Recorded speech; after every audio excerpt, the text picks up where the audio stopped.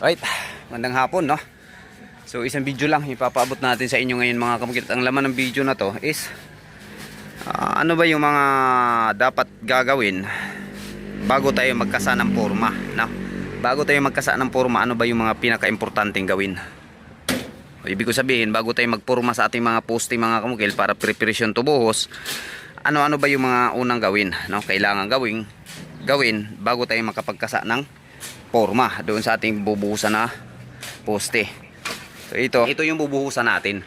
Ganito siya kalaki, na. So 20 cm yung pinaka-finish nito, yung pinakalapad niya. So ngayon, bago tayo makapagkasa ng porma mga kapil, pinakamahalaga natin tandaan paglilinis, no, sa ating bubuhusanan mula sa mga bakal.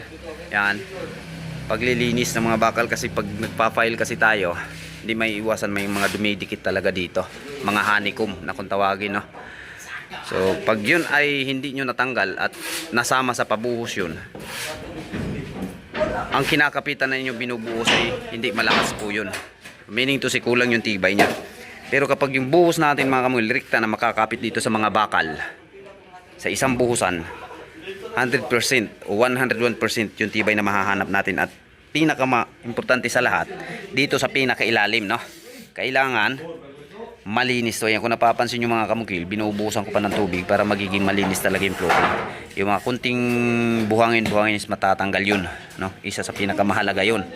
Halimbawa, ayan, pag nakain sa ating buhos yan, ibig sabihin yung buhos natin nakapatong dito, itong part na to, no?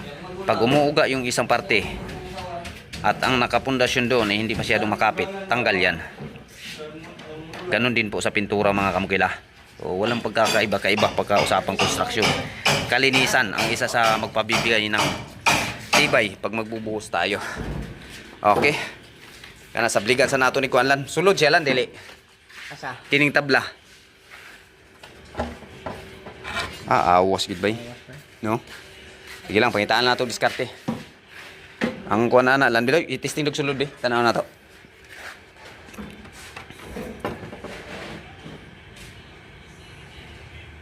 Niligid siya pwede.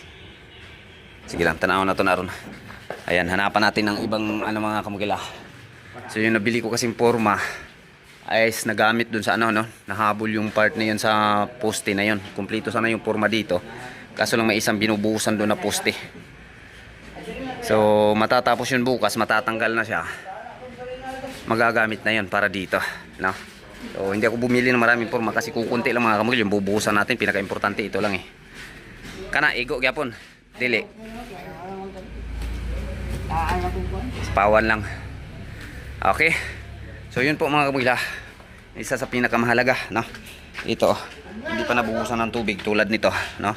Pag ito yung nakapatong na sa inyong mga buhos, so ito yung napapatungan na inyong buhos, talagang wala na tibay. Na maraming mga construction worker na hindi pa alam no, na ang kalinisan pagdating sa trabaho is malaki ding part o halaga sa construction mga kamukil, no? So yun po, no, yung mga dapat natin gawin bago tayo magkasa ng paglalagay ng porma sa ating poste. I-check muna natin, ugaliin natin mga kamukil, lalo na't mga baguhan yung ating kasama. So kailangan ma-supervise natin, matingnan natin, no? Ito yung mga kamukil, pagka-structural, bibihira talaga kung mawawala, no, sa project pagka-structural. Dahil ito mga kamukil yung lagi ko mga tinitingnan, especially sa mga pagbubuhos na, no? Pagbubuhos na ng mga part, talagang nandyan ako. Hindi ko pinapalampas yan mga kamukil. Importante kasi ma-supervise natin kalinisan, no? Kahit na marunong yung ating mga kasama, pero marami pa rin sa mga construction worker na hindi alam kung gaano kahalaga, no, yung paglilinis dito. Minsan kasi magkikita ng diretsahan na lang, no? Pagka declare magporma, automatic kakasa. Yung paglilinis hindi na nagawa. Umpisa na. So umpisa na yung pagkakasa ng porma mga kamukil. Ang bubutas ta dyan natin ipapadaan yung mga pantali natin, no? So pati natin, dawil. Okay, tingnan nyo mga kamukil kung paano magkakasa ng mga porma na ganito, no? Magkaiba kasi yung pagkasa ng forma na kwadrado kaysa ganito. Ganitong klase mga kamukil, unang-una advantage makukuha natin yung gastos. Kasi kung napapansin nyo, tipid tayo sa forma dito, no? Kwadrado kasi kailangan nating gumawa talaga ng maraming breeze, no? Para maitayo natin ng maayos. Kaya nagbubutas tayo dito mga kamukil. Dito natin siya ilalak. Kung napapansin nyo, kabilang forma may butas din, no? So ito yung pang stopper natin, no? So laging tandaan mga kamukil, pag nagbubuhos sa taas, pag ako nagpupurma, kahit hindi na masyadong matibay, wala na masyadong ano dyan, no? Load. Yung pinaka load nito mula dyan sa baba hanggang sa gitna. So kailangan yung mapatibay natin ng sakto itong pinaka baba hanggang sa gitna. Kasi kapag hindi natin yung ginawa mga kamukil, pag yan ay pumutok, wala na, no? Hindi na maganda tingnan yung trabaho. Ang mangyayari, may bubuntis o pagtanggal ng forma, ang ginagawa, tinitik-tik ka agad habang malambot pa. So ang disadvantage, gastos, no? Tapon yung simento na instead sana kung inayos, hindi mangyayari yung ganun. Base ng million views din ni part. Reels na. Reels na. Ilan?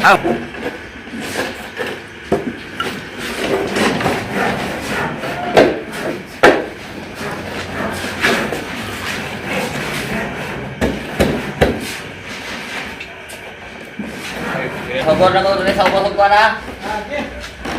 Plaster di Alan? Okay.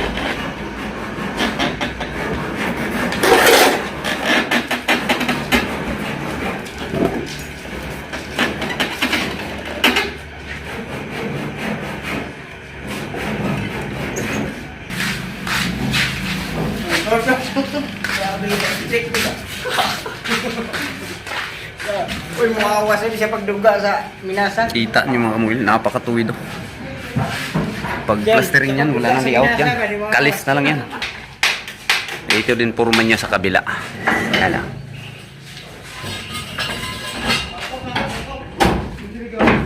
Tibay, no? Okay. Pagkatapos sa isang buong araw na trabaho mga kamukil, ito yung pinaka huli kong ipapagawa, no? Paglilinis, kalinisan talaga. Kinabugasan, paggalaw natin, malinis yung area. So walang kaba, pag-apak, no? Walang tendency na masusugat yung magtatrabaho. Isa yan, no? Lalo na mga pako. Pagka nasugatan ka at medyo allergy, yun yung sanhi na lalagnatin o maapektuhan yung hanap buhay. So isa yan sa lagi kong tinitingnan mga kamukil. Tuloy-tuloy yung hanap buhay pagka ganyan, malinis yung area. Kasi may mga tao mga kamukil na kunting sugat lang lalagnatin, no? Nakakaano na ako ng ganyan. So maapektuhan yung hanap buhay dahil yun sa kapabayaan, no? Yung paglilinis pinabayaan. So yan na, formado na yung ating no? Trabaho.